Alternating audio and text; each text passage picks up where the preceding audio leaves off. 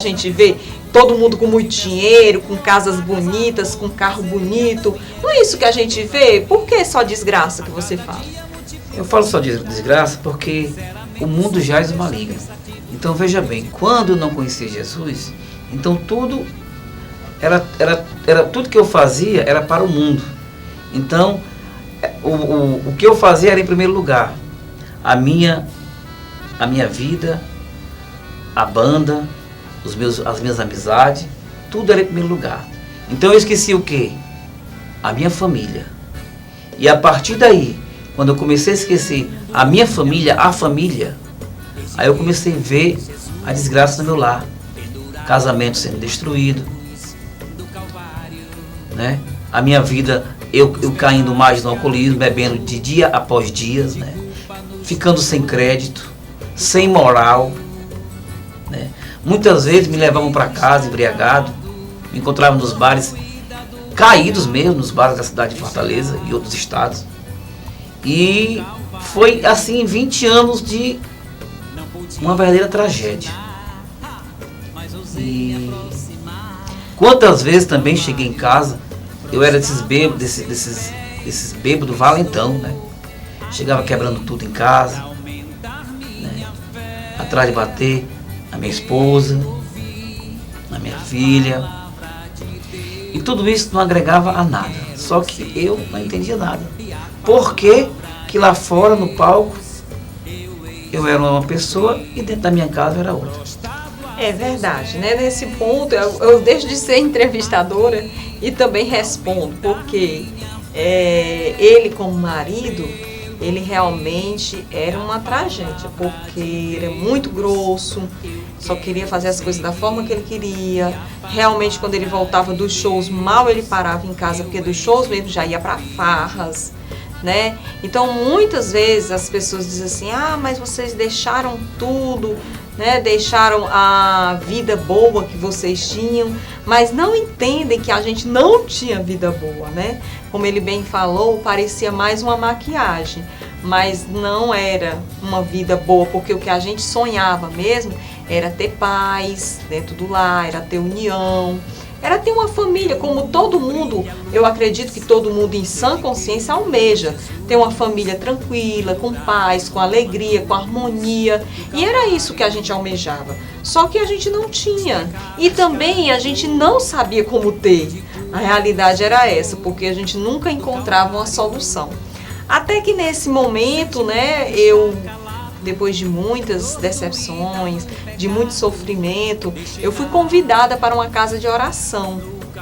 E nessa casa de oração foi um pastor, e esse pastor, ele leu uma palavra que eu já conhecia, mas eu não entendia, né? Eu conhecia um trecho da Bíblia onde Jesus fala: eu sou o caminho, a verdade e a vida.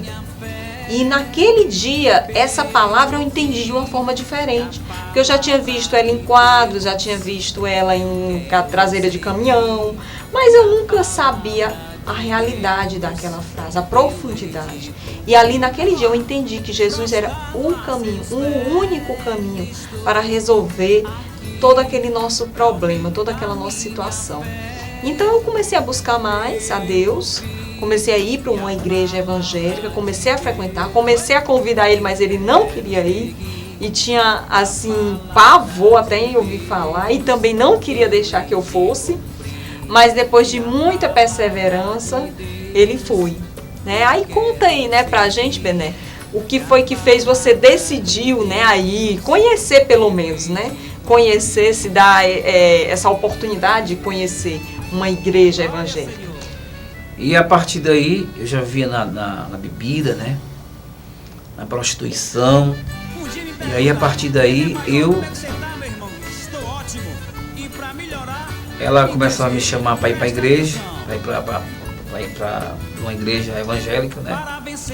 Para uns cultos. E até que eu me lembro que um certo domingo, tinha uma irmã, que passou 10 anos nos evangelizando. Olha, Jesus tem uma obra na sua vida.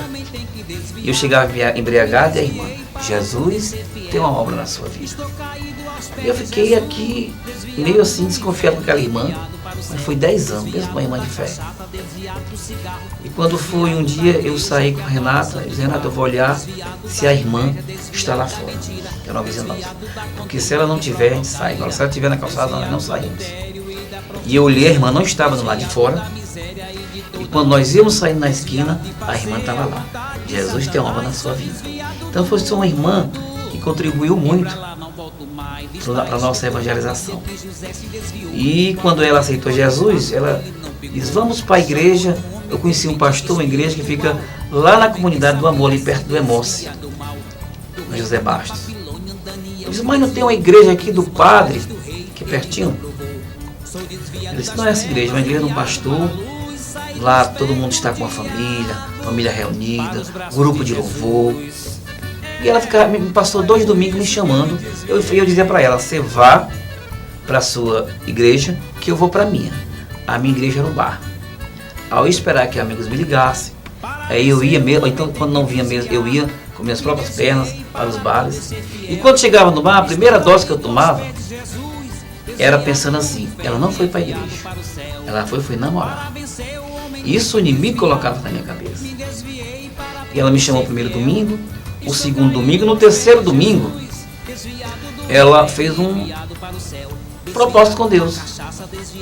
Ó Jesus, se tu existe, se eu chegar em casa e o Bené estiver bom, não tiver saído, é porque tu ouviu o meu clamor, as minhas orações. E neste dia, por incrível que pareça, eu não saí de casa, ninguém ligou para mim e eu fiquei em casa, dormindo. E ela chegou umas 10 horas da noite, né?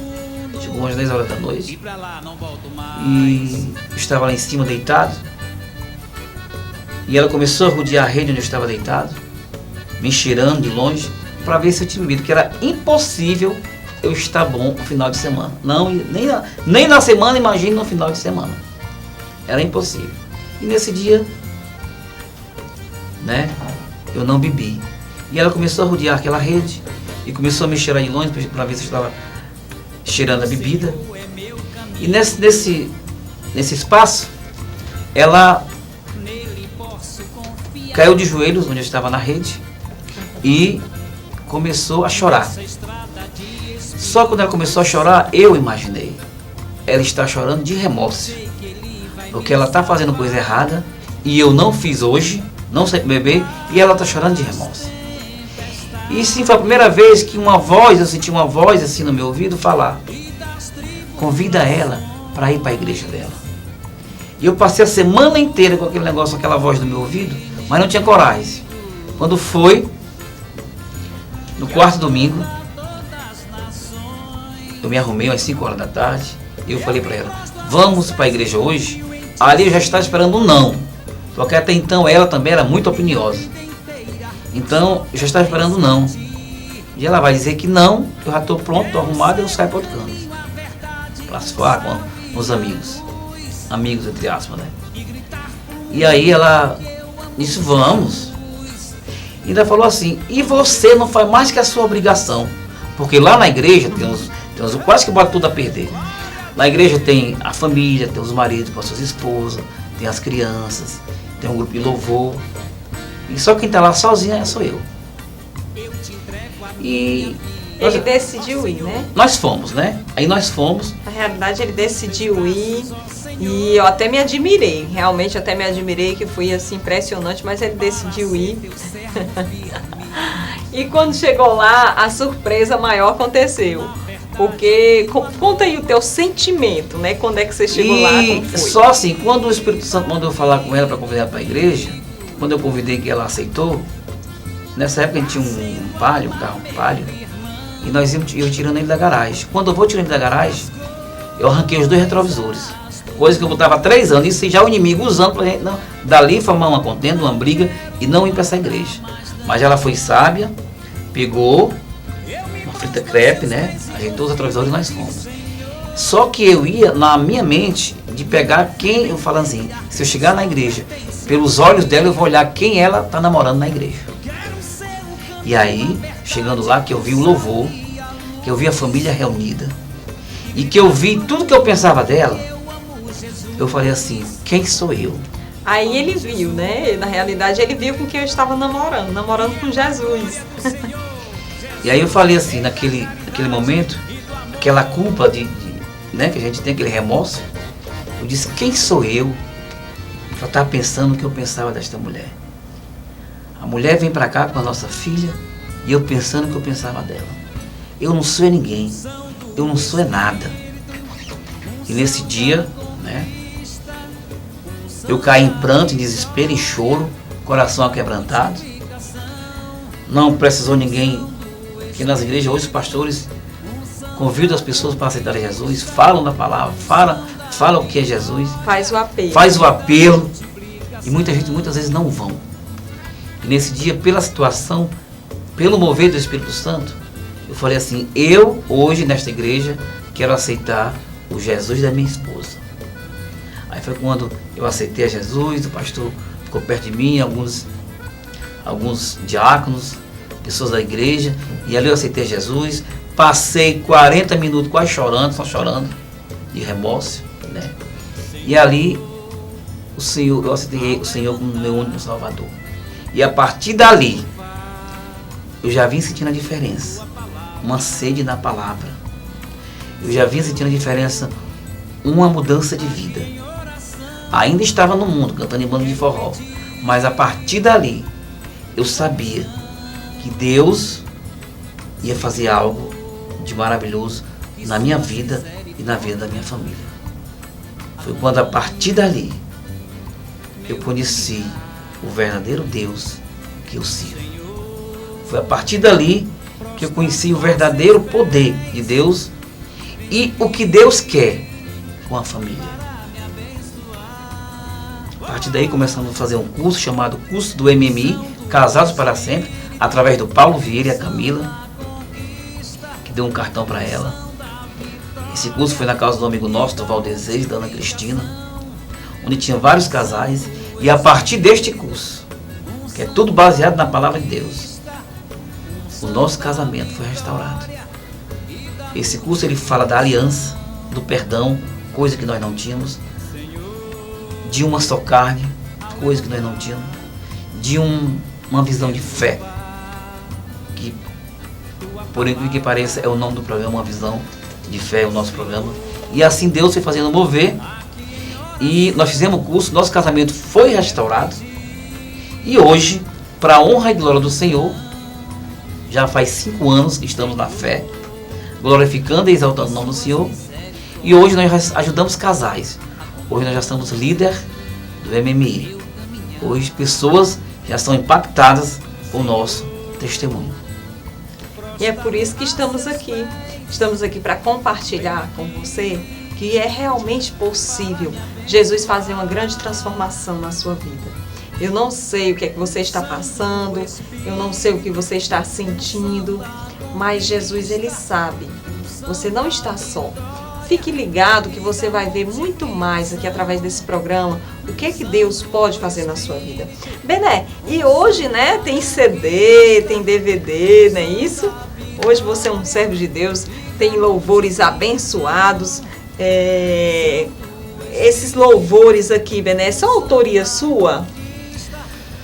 Então, na realidade, são três louvores, né, que eu fiz, mas com 4 louvores de um grande compositor gospel, que é o Toninho de Aripibu, lá de Recife, né? Então, são louvores assim, são os pés de serra gospel abençoado. E estava com o vidro aberto ali no Siqueira, e terminal do Siqueira, aqui em Fortaleza. E o rapaz me conheceu e parou o carro. Bené Maior, me dá um dinheirinho aí, 2 flanelinhas. Eu sabia que ele queria dinheiro para comprar droga, eu não dei. Eu disse, só tem um CD. Se você então, tá aqui o CD para você. E ele ficou alegre, pegou o CD e saiu correndo, mostrando para os outros colegas dele. Depois de 3 meses, nós voltamos numa igreja, Jesus e Aliança, sede aqui no Bom Jardim, Fortaleza, Pastor Melo, para nós darmos uma palestra para casais. Eram as 3 horas da tarde. E quando nós terminamos aquela palestra, aquele irmão, aquela pessoa vinha correndo depois de 3 meses à nossa procura, que nós achávamos que nós íamos ser assaltados. E aquela pessoa chegou e disse, rapaz, você não está me conhecendo não, eu vim aqui lhe dar um abraço. Eu sou totalmente transformado. Eu disse, por que, irmão? Você sabe, eu sou aquele rapaz do sinal, que pedi dinheiro e você não deu, me deu aquele CD. Eu peguei aquele seu CD e levei para minha casa, mas não consegui ouvir porque eu já tinha vendido o som para comprar de droga. Mas levei para casa de um colega meu, nós ouvimos esse CD, nós nos convertemos, eu e ele, nos reconciliamos com Jesus, e hoje nós estamos empregados, hoje eu já estou trabalhando. Eu vim aqui primeiro agradeço a Deus e depois eu venho aqui lhe dar um abraço. Então é isso que o CD já está fazendo, né? Através dos nossos testemunhos nas igrejas, as pessoas que aceitam Jesus, nós doamos uma Bíblia, e em 3 anos para cá, onde esse CD foi gravado. 2 anos. 2 anos, né? Para cá, esse CD foi gravado. Então, músicos, parceiros meus foram alcançados através deste CD, através do nosso testemunho, através do DVD também, né? Aqui o DVD, né?